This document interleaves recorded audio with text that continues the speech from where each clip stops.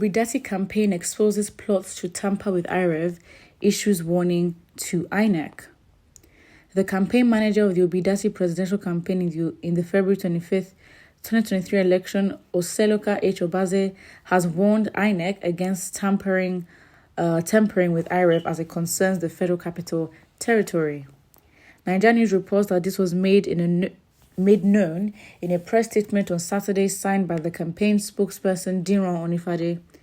According to Obaze, intelligence reaching the campaign office shows that Inec is allegedly trying to use pressure to tinker with the results of some states, including the FCT, to enable the APC to be in good standing. He stated that their source revealed that Inec is tampering with the machines used in the elections to adjust FCT results to give the APC candidate the much-needed 25%, which he did not get as per the initial Inec declaration and for which he is being challenged at the Presidential Election Tribunal. It is not clear how the Electoral Commission can brazenly carry out such bizarre action but give the abracadabra they did to announce the APC candidate winner by 4 a.m. There is nothing to be taken for granted. He warned the Inec and the ruling APC, and he warned that basically they might be taking the adherence to the rule of law and due process disposition of Nigerians in general and the obedient movement in particular for granted. He cautioned Inec and the APC and said that they would be courting catastrophe for them to want to pour salt into an open wound inflicted on Nigeria's electorate. The former United Nations diplomat reminded Inec what they are trying to do is tantamount to raising a dead horse, and whether reports were fake or real, the Commission should know the level of public confidence in them that has been long eroded. I mean, absolutely. I think it's just so telling, and I think that's the whole thing and why people are basically losing faith, because it's not it's not new information that we know that the judicial system has been known to be inconsistent, and faith in its ability to exercise and enforce the law has been long eroded, as we've read. And also when you look at INEC as itself and as a body, do you know how many times and how long the Labour Party actually had been requesting for documents every single time. Requesting for documents time and time again, it's always an excuse or the other. Oh, we don't have these documents. Some documents are incomplete. Some documents are fake. So whereby documents that are meant to be uploaded after, the results are collected from the polling unit, Labour Party's IT analyst, I hired one, an investigator, found that the pictures were just plain pictures of books. So things were uploaded, the procedure was made, but it's like the information was not passed, making it inaccurate. So again, the whole magic that is talked about here by the campaign manager of Obi's and Labour Party is saying how you just collate results and then give us at 4 a.m. and say that this person is the winner is just giving shady and bookie vibes. It really doesn't make sense, like, at all. So for the Obidasi campaign, of course, I mean, in my opinion, they have the go ahead.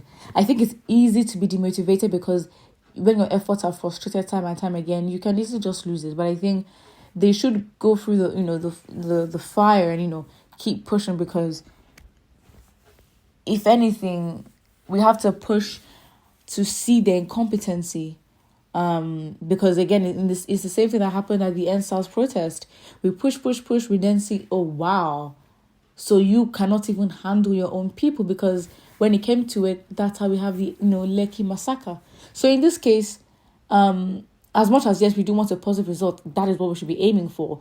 If anything, it would just set the Nigerian judicial system on a global stage where we see the deficiencies, and it is obvious to those who were blind or who refuse to see that these people do not mean well, are incompetent, and will never do the right thing. And in my personal opinion, we must all scrap this whole book and start from scratch, because what is going on, just, in my opinion, doesn't make sense. Let's look at the comments section.